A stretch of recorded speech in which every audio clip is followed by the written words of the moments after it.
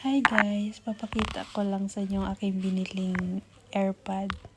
At ako'y Ayan, sisimula ko na nga siyang buksan kasi bagong bili. Pero marami pang struggle yan kagabi bago ko siya na bili. Akalain mo bang nahulog pa yung pera ko doon sa estante ng nung bilihan nung AirPod na yan. Kaya yung ending hindi ko na nakuha kagabi, pinakuha ka lang sa Maniho.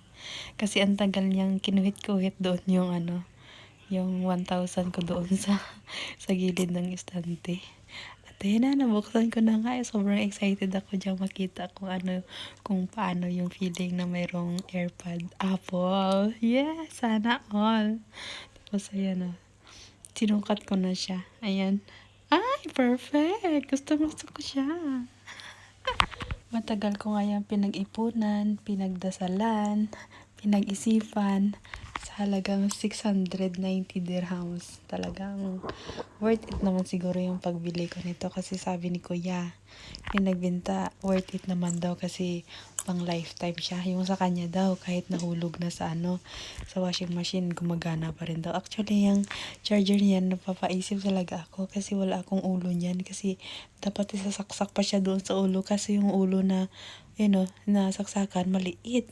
Yung sa akin, malaki. Yung pang iPhone, kaya yung ginawa ko na lang para ma-charge ko yung AirPods na yan. Ginamit ko na lang yung charger ko ng iPhone. Ayun, sakto naman.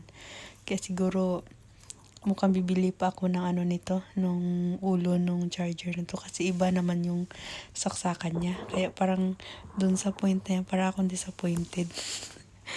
Pero okay lang, ma-ideahan. Ayan, tinesting ko na siya doon sa aking charger ng iPhone.